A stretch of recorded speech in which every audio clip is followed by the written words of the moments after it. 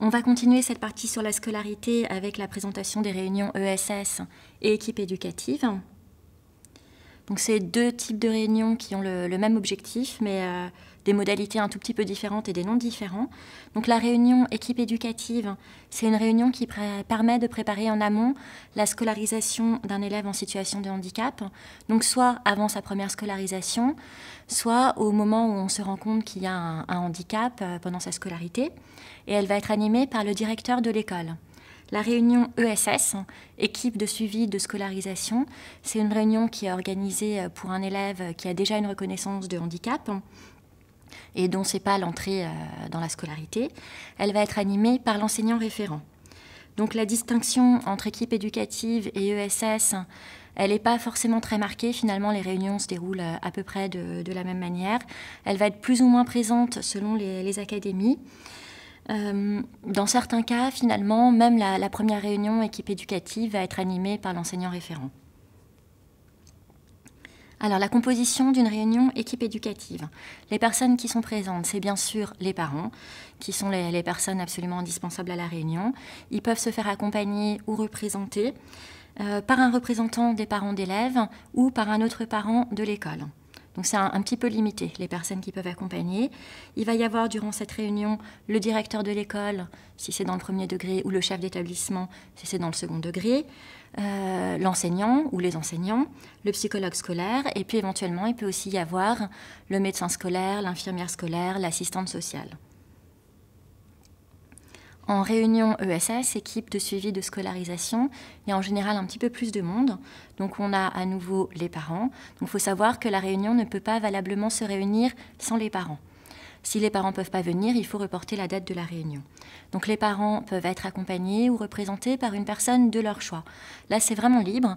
Donc ça peut être un ami, ça peut être un représentant associatif, un membre de la famille, qui on veut. Il y aura de plus l'enseignant référent, l'enseignant ou les enseignants de l'enfant, le psychologue scolaire et puis éventuellement médecin scolaire, infirmière scolaire, assistante sociale.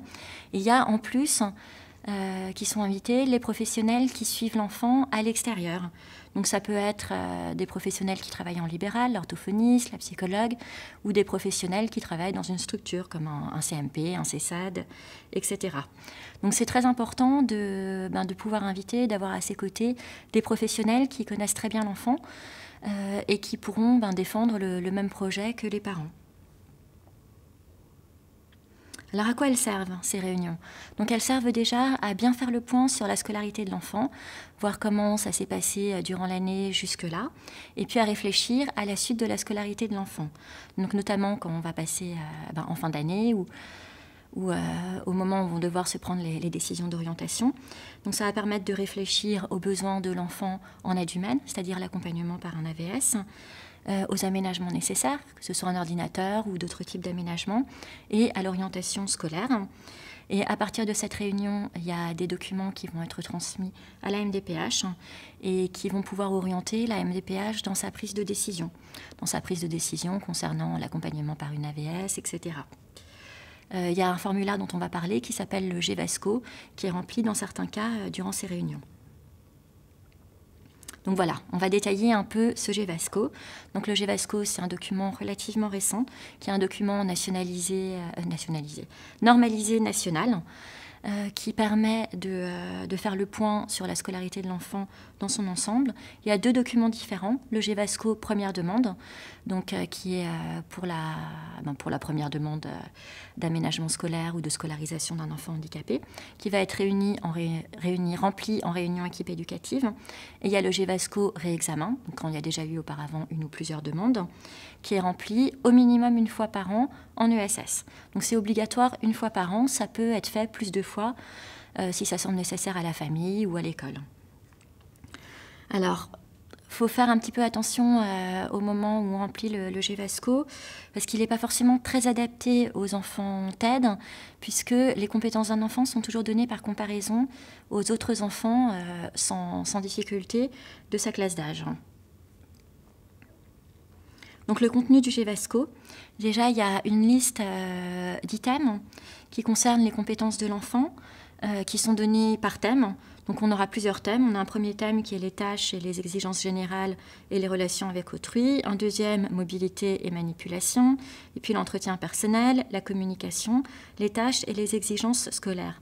Donc à l'intérieur de ces thèmes, chaque item va être noté pour indiquer les compétences de l'enfant pour tel ou tel point précis. Donc ça va aller de A, qui indique une activité réalisée sans difficulté et seule par l'enfant, à D, activité non réalisée. Dans le GEVASCO réexamen, on va aussi avoir toute une partie permettant de faire le bilan de la période écoulée, donc de l'année scolaire écoulée. Donc souvent, la manière dont ça se passe, c'est qu'il va être pré-rempli par l'enseignant de l'enfant avant l'ESS, et puis au cours de l'ESS, il va être finalisé par l'ensemble des personnes présentes, et c'est l'enseignant référent qui prend les notes. Voilà, donc l'enseignant référent ensuite pourra le finaliser en le saisissant sur ordinateur à l'extérieur de la réunion, ou il l'aura finalisé complètement pendant la réunion. Donc quelques points importants pour les parents, que dans la dernière page du GEVASCO, il y a une case où il n'y a pas énormément de place, mais qui est quand même bien là, dans laquelle les parents peuvent mettre leurs remarques. Donc soit ils l'écrivent eux-mêmes, soit c'est l'enseignant référent qui retranscrit les remarques des parents. Et très très important, le GEVASCO légalement est obligatoirement remis aux parents. Donc soit l'enseignant référent, s'il a pu le finaliser en réunion, le fait photocopier et puis vous le remet à l'issue de la réunion, soit il vous l'envoie dans les jours qui suivent la réunion. Alors, le GEVASCO, donc, il va être remis aux parents, il va être remis à l'école et il va être remis par l'enseignant référent à la MDPH. Donc, s'il est complété par quelques bilans scolaires, l'enseignant référent va remettre l'ensemble de ses documents scolaires à la MDPH. Mais alors, dans certains cas, l'enseignant référent, pour simplifier la vie des parents, pour qu'ils n'aient pas besoin de se déplacer à la MDPH, va demander aux parents ou leur proposer d'envoyer lui-même ou de déposer lui-même à la MDPH l'ensemble du dossier MDPH. On vous conseille plutôt de refuser parce que, pour plusieurs raisons. Déjà, parce que ce dossier il va contenir des informations confidentielles, des choses que vous aurez mises sur votre projet de vie, des informations médicales sur le certificat médical qui n'ont pas à être connues par d'autres personnes que la famille et la MDPH. Ensuite, l'enseignant référent, souvent, il va avoir beaucoup de réunions, donc il va attendre d'avoir quelques réunions derrière lui pour aller déposer l'ensemble des documents à la MDPH.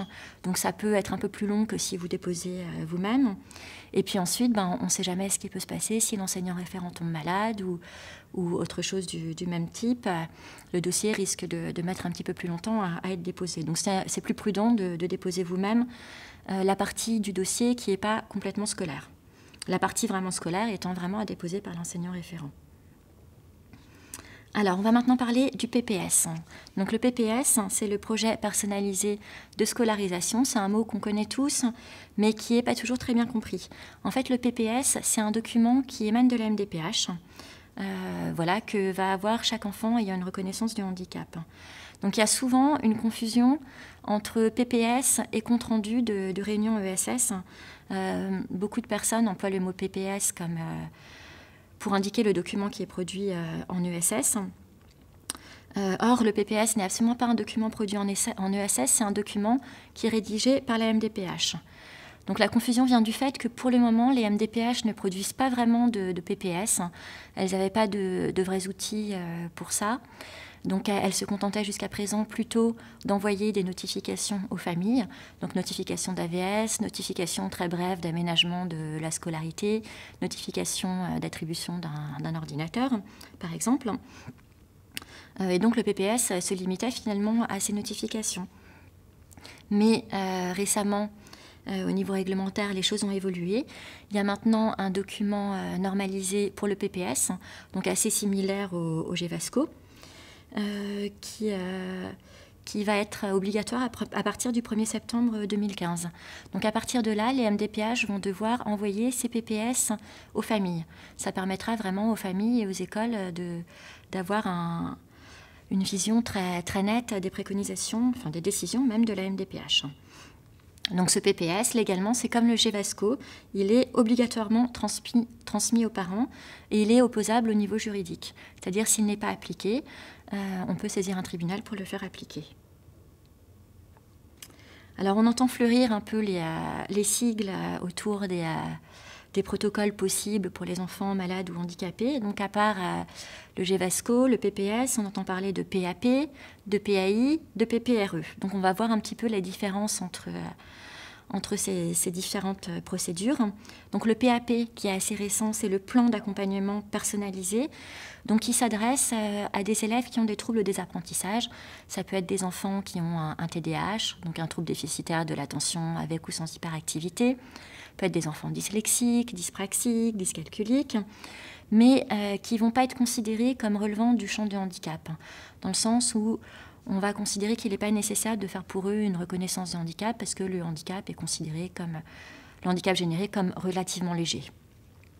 Ça va permettre de proposer et de faire des aménagements pédagogiques en classe, comme par exemple des aménagements des évaluations, des photocopies agrandies, enfin voilà, l'utilisation d'un marchepied, il y a pas mal de choses possibles. Mais ça ne va pas permettre de faire des aménagements qui engagent des frais pour l'État. C'est-à-dire s'il y a un besoin d'AVS, s'il y a un besoin d'ordinateur fourni par le rectorat, s'il y a besoin également de dispense d'enseignement, le PPS est nécessaire.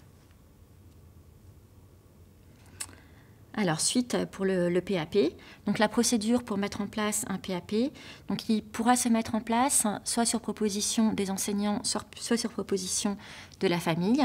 Ça va devoir passer par le médecin scolaire qui va rendre un avis. Il peut s'appuyer pour ça sur des bilans extérieurs, par exemple un bilan orthophonique, un bilan psychologique, etc. Suite à l'avis et aux préconisations du médecin scolaire, l'équipe éducative va élaborer le PAP en y associant la famille et puis les professionnels qui interviennent autour de l'enfant à l'extérieur. Et l'accord de la famille est obligatoire.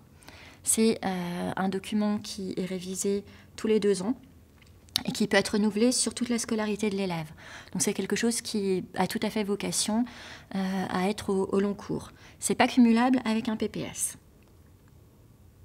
Le PAI. Alors le PAI, ça fait beaucoup plus longtemps que ça existe. Ça signifie protocole d'accueil individualisé. C'est prévu pour des enfants qui ont des troubles de la santé, qui ont des répercussions sur le temps scolaire ou sur le temps périscolaire. Par exemple, un enfant qui est asthmatique et qui aura besoin de prendre de la ventoline. Un enfant qui a des allergies, il ne faudra pas qu'il mange tel ou tel aliment à la cantine. Un enfant qui a du diabète, qui devra faire régulièrement des dextros, etc. Donc ça va permettre la prise de médicaments à l'école, l'aménagement des repas, ce genre de choses. Pour un enfant autiste, ça pourra être utile par exemple si l'enfant doit prendre un traitement le midi, ça permettra que le traitement lui soit donné à l'école, ou sur des enfants qui vont avoir des gros troubles alimentaires, et ça va permettre que les parents amènent un panier repas à la cantine, ce genre de choses. Donc pendant assez longtemps, les PAI pouvaient servir aussi pour des enfants qui avaient des troubles des apprentissages pour proposer des aménagements hors PPS. Maintenant, ça ne se fait plus du tout, c'est l'objet du PAP. Donc le PAI est tout à fait cumulable avec un PPS ou un PAP, puisqu'un enfant qui a un PPS et une reconnaissance du handicap peut tout à fait avoir des problèmes de santé, de l'asthme, du diabète, quoi que ce soit d'autre qui nécessite une prise de médicaments ou d'autres aménagements liés à la santé. Et puis pareil pour un enfant qui a un PAP.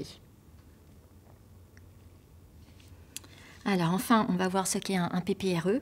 Donc un PPRE, c'est un programme personnalisé de réussite éducative. Ça s'adresse à des élèves qui rencontrent à un moment donné de leur scolarité des difficultés relativement importantes. C'est une action d'aide assez spécifique, ciblée sur des difficultés particulières et qui doit être normalement de courte durée. Alors le PPRE va être mis en place par le directeur d'école ou le chef d'établissement à l'initiative de l'équipe pédagogique. C'est vraiment un contrat entre l'école et la famille. Dans le PPRE vont être indiqués les objectifs et les différentes modalités à mettre en œuvre. Donc voilà, c'est une action qui doit rester courte, contrairement au PAP, au PAI ou au PPS. Quelques éléments sur le secret médical. Alors, les éléments médicaux tels que les diagnostics, les bilans réalisés par différents professionnels relèvent du secret médical.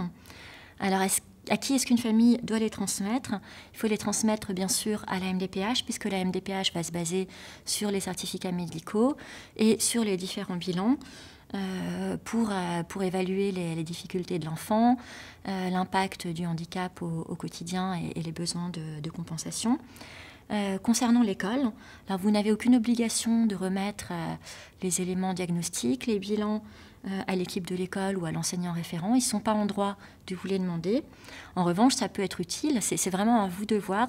Si vous jugez que c'est utile, vous pouvez transmettre des éléments médicaux tels qu'un papier qui indique le diagnostic de l'enfant, des choses comme ça au médecin scolaire. Et vous pouvez tout à fait transmettre des bilans à la psychologue scolaire, à l'enseignant, dans la mesure où ça vous paraît utile. Parce que ça peut permettre à l'enseignant d'ajuster un peu son travail auprès de l'enfant.